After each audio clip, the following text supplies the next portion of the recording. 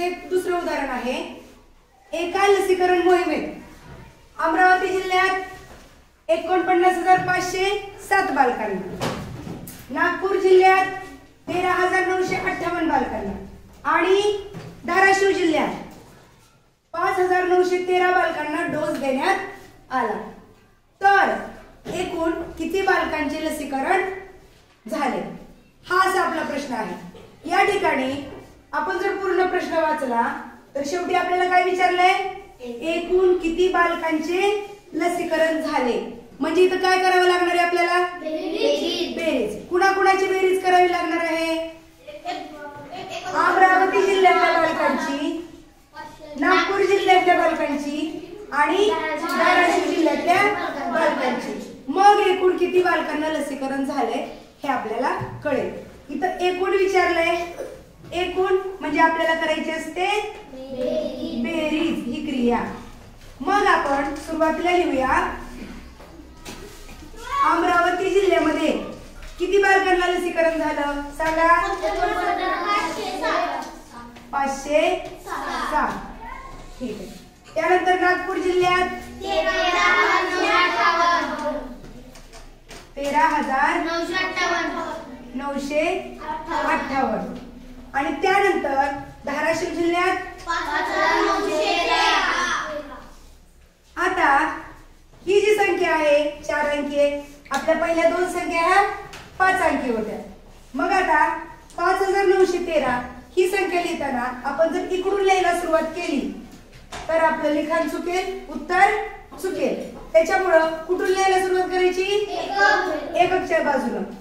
3 एककाखाली 1 दशक, 9 शतक आणि 5,000 एवढे धाराशिव जिल्ह्यातील बालक आहेत। आणि या सगळ्यांची आपल्याला काय करायची आहे, या तिन्ही आकड्यांची आपल्याला करायची आहे बेरीज। एकत्रितपणे बेरीज करूया। 5च्या पुढं 7च्या पुढं 8 बोट आपण मोजूया। 7च्या नंतर 8 9 10 11 12 13 14 15 आणि 15 नंतर पुन्हा 3 बोट मोजा, 16 17 18। 18 ला 8, हातचा 1, 5 आणि खालचं 1, 6 आणि 1 7। आता 9 आणि 9 18 आणि 18 मध्ये 5 मिसळूया, 16 17 सॉरी 18 नंतर 19 20 21 22 23। 23 ला 3 हातचे आले 2, 9 आणि 2 11 मध्ये अजून 3 मिसळा, 14 14 मध्ये अजून 5 मिसळा, 19 ला 9 हातचा आला 1 4 आणि 1 5 5 आणि 1 6। एकक दशक शतक झालं की कॉमा द्यायचा। आपलं उत्तर काय आलं, 69,378। एकूण 69,378 बालकांचं लसीकरण करण्यात आलं। आता पुढचं उदाहरण पाहूया। 3,500 अधिक 50,000 बरोबर किती, असा हा प्रश्न आहे। जेव्हा आपल्याला अक्षरामध्ये संख्या दिलेली असते आणि ती आपल्याला संख्येत लिहून घेता आली पाहिजे। 4,537 ही संख्या आपल्याला अक्षरामध्ये सांगितल्यानंतर अंकात लिहिता येते, परंतु इथं अपूर्णांकात वाचन दिलेल्या संख्या आहेत, जसं की साडे, पावणे असे शब्द ज्यावेळेस शब्दामध्ये वापरून तुम्हाला संख्या दिली जाते आणि ती लिहायची असते, त्यावेळेस अशा संख्या आपल्याला लिहिता आल्या पाहिजे। कशा लिहायच्या, 3,500। साडे कधी वापरतो आपण, जेव्हा पूर्ण असून त्याच्यावर अर्धा असतं त्यावेळेस आपण साडे हा शब्द वापरतो। जसं 1 पूर्ण 2 पूर्ण किंवा 3 पूर्ण आणि अर्धा 3.5, 4 पूर्ण आणि अर्धा 4.5। तसं हजाराचा अर्ध किती, 500 आणि 3,500 म्हणजे 3,000 आणि वर किती 500। मग 3,500 किती कसं झालं, 3,500। ही संख्या आधी आपल्याला अशी संख्येमध्ये लिहिता आली पाहिजे। त्यानंतर 3,500 आपण संख्येमध्ये लिहिलं म्हणजे अंकामध्ये लिहिलं। आता 50,000, पावणे हा शब्द आपण कधी लावतो, 1 आणि पाऊण, पूर्ण आणि त्याच्यावर पाऊण असेल तर पावणे हा शब्द येतो. परंतु पावणे 50 म्हणजे इथं 50 पूर्ण आहेत का? पूर्ण किती आहेत मग? 50च्या अगोदरची संख्या कोणती? 50च्या अगोदर 4 असते का? 49. 50च्या अगोदरची संख्या 49. 49,000 पूर्ण आणि वर पाऊण हजार. बरोबर आहे? 49,000 पूर्ण आणि वर पाऊण हजार. पण मग पाऊण हजार म्हणजे किती? 1,000 म्हणजे हे 1,000. अर्धा हजार म्हणजे 1,000चं अर्ध किती? 500. आणि ह्या 500चा अर्ध म्हणजे पाव हजार. किती आलं? 250. 250. अर्धा हजार आणि पाव हजार हे काय आहे? हे आहे अर्धा हजार म्हणजे 500 आणि 250 म्हणजे 250 म्हणजे पाव हजार. हजाराचा पाव भाग आहे. अर्धा आणि पाव यांची बेरीज केली की पाऊण मिळतं. अर्धा आणि पाव यांची बेरीज केली की आपल्याला मिळतं पाऊण. मग ही बेरीज किती यायला लागली? 750. म्हणजे हजाराचा पाऊण भाग किती आला? 750. आपल्याजवळ 49,000 पूर्ण आहे आणि वर किती आहेत? पाऊण हजार म्हणजे 750. मग 49,000 आणि 750 ही टोटल संख्या किती झाली? 1000 म्हणजे 3 शून्य. 1 2 3 शून्य म्हणजे 49,000 आणि त्याच्यामध्ये पुन्हा हे 750 मिसळा. किती होईल संख्या? 49,750.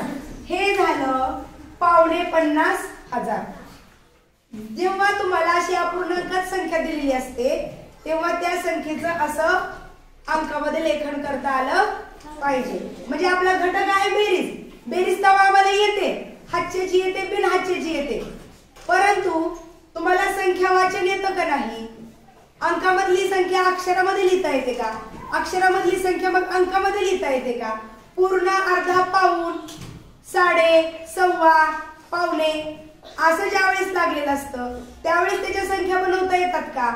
हे पण स्कॉलरशिपच्या परीक्षेमध्ये तपासलं जातं. म्हणजे नुसती तुम्हाला सेपरेट बेरीज, सेपरेट अपूर्णांक अशी गणितं नसतात.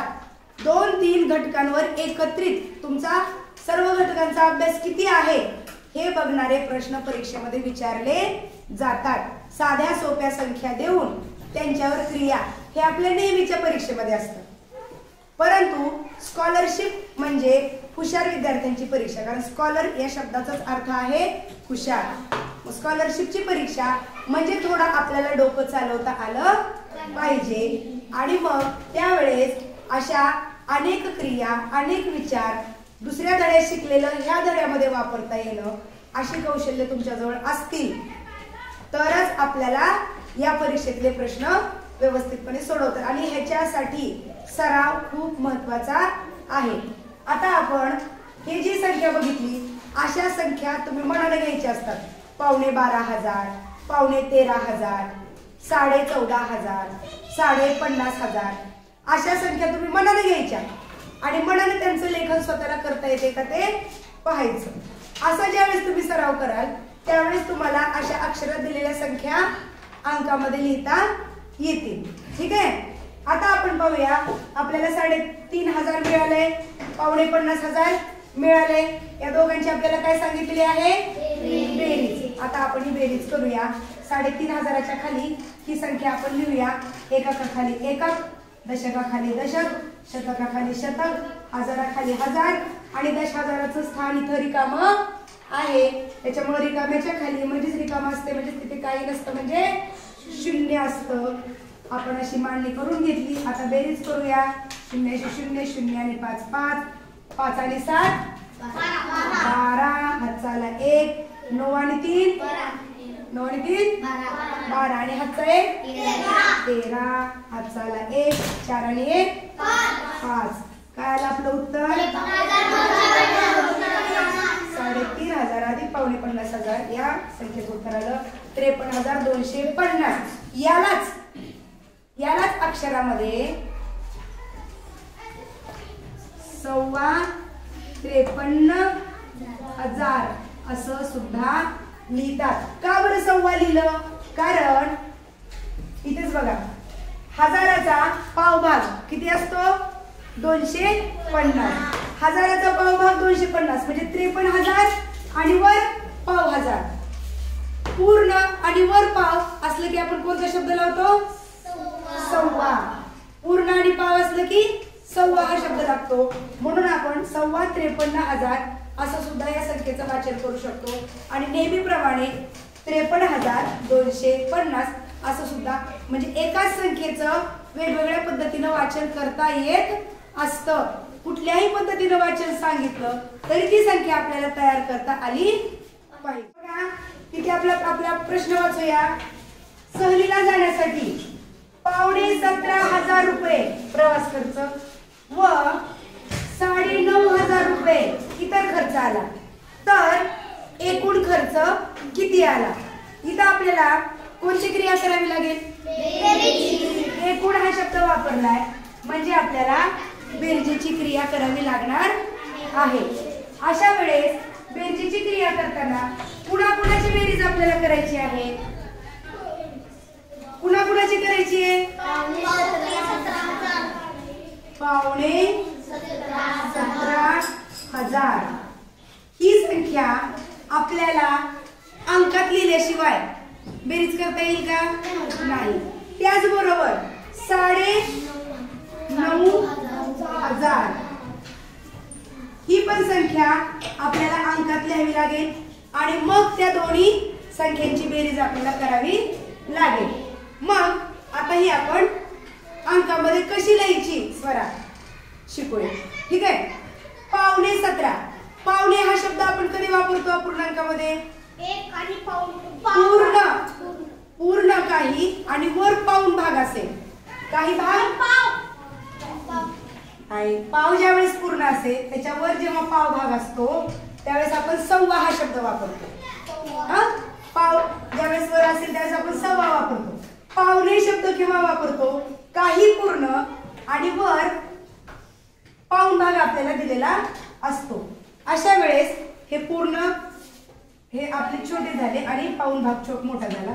काही पूर्ण आणि हा पाऊण भाग असा आपल्याला दिला असतो. ते म्हणायचं 3 पूर्ण वर पाऊण, त्याला म्हणायचं 4.5 आहे की नाही? असा पावणे हा शब्द आपण वापरत असतो अपूर्णांकामध्ये. मग 17,500 म्हणजे इथं 17 पूर्ण आहेत का? 17,000 पूर्ण आहेत का? नाही. पूर्ण किती आहेत मग? 16,000 पूर्ण आहेत. ह्याचं आपण आधी रूपांतर करूया. आधी काय करूया? 16,000 हे पूर्ण आहे आणि त्याच्या वर म्हणजे बेरीज किंवा त्याच्यामध्ये अजून पाऊण भाग, हजाराचा पाऊण भाग. हजाराचा अर्धा भाग किती? अर्धा भाग म्हणजे 500 आणि पाव भाग म्हणजे 250. अर्ध्याचं पुन्हा अर्ध ते झालं 250. अर्धा आणि पाव ज्यांची बेरीज आपण केली की येतो पाऊण, नाही का? हे बघा, हे अर्धी भाकरी आणि त्याच्यावर पुन्हा पाव भाकरी आपण जर मिसळली तर सगळी मिळून किती झाली? पाऊण भाकरी. मग हजाराचा अर्धा भाग हा 500, पाव भाग हा 250. दोन्ही मिळून झालं पाऊण. किती होते? 750. हजाराचा पाऊण भाग म्हणजे 750 म्हणजे 16,000 आणि वर 750 जर आपण रुपये घेतले तर सगळे मिळून होतात 17,500 रुपये. मग ती संख्या काय झाली? दोघांची ज्यावेळेस आपण बेरीज करतो त्यावेळेस ती बेरीज येते 16,750. ही झाली आपली 17,500 रुपये. कळालं? आता आपण 9,500 कसं तयार करायचं बघूया. साडे म्हणजे कधी लागतं? साडे हा शब्द काही पूर्ण, जसं की तर 2, 3, 4 गोल पूर्ण आणि 1 वर अर्धा असेल तर ह्याचं आपण वाचन कसं करतो? 4.5. किती गोल आहेत? 4.5 गोल आहेत. किती भाकरी आहेत? 4.5 भाकरी आहेत. म्हणजे पूर्ण आणि वर अर्धा भाग असेल तर त्याला आपण साडे हा शब्द लावतो. मग 9,500 म्हणजे 9,000 पूर्ण आणि वर अर्धा हजार, नाही का? 9000 ही संख्या आपल्याला लिहिता येते 9 आणि हजारासाठी 3 शून्य, हे झालं 9000 आणि त्याच्यावर साडे आहे म्हणजे अर्धा हजार आपल्याला लिहायचं आहे. अर्धा हजार म्हणजे कोणती संख्या आहे? हजाराचा अर्धा भाग आपण इथे दिलेला आहे. हजाराचं जर आपण अर्ध केलं, 1000चे जर 2 नोटांमध्ये चिल्लर द्या म्हणून दुकानदाराकडे आपण गेलो तर दुकानदार काय करेल? आपल्याला 500च्या 2 नोटा देईल म्हणजे एक 500ची नोट म्हणजे हजाराचं अर्ध. मग या हजाराचा अर्ध म्हणजे 500. 9000 आणि 500 हे दोन्ही ज्यावेळेस आपण मिसळू त्यावेळेस तयार होतंय 9500. हे झालं 9500. आपल्याला दोन्ही संख्या मिळाल्या. 1,17,000 पण मिळालं, 9,500 पण मिळालं. यांची काय करायची आपल्याला? एकूण म्हणून करायची आहे बेरीज. आपल्याला बघायचे की एवढे रुपये प्रवासाला गेलेले आहेत, एवढे रुपये इतर खर्च म्हणजे दुसरा खर्च झालेला आहे सहलीला गेल्यावर. तर टोटल म्हणजे एकूण खर्च किती झालेला आहे या दोन्ही संख्यांची आपल्याला करायची आहे बेरीज. ती आपण करूया. एकूण खर्च काढूया. 16,750 अधिक 9,500. आता शून्याखाली शून्य, शून्याखाली शून्य, सॉरी एककाखाली एकक, दशकाखाली दशक, शतकाखाली शतक आणि हजाराखाली हजार अशी मांडणी आपण करून घेतली. आणि आता बेरीज करूया. 0 5 7 आणि 5 हात झाला 1 6 आणि 1 7 आणि 9 16 हात झाला 1 1 आणि 1 2. किती आला एकूण खर्च? 26,250. ह्यालाच तुम्ही अशा अपूर्णांकाच्या भाषेमध्ये कसं बोलू शकता सांगा बरं? साडे कधी लागतं? पावणे पण कधी लागते? वर पाऊण भाग असेल तर. आणि हजाराचा पाऊण भाग किती आपण इथे बघितलं? 26,000 आणि वर पाव भाग किंवा पाव हजार. म्हणजे काय लावतो? वर पाव भाग असला की आपण कोणता शब्द लावतो? सव्वा हा शब्द लावतो. मग ह्याला काय म्हणू शकतो आपण?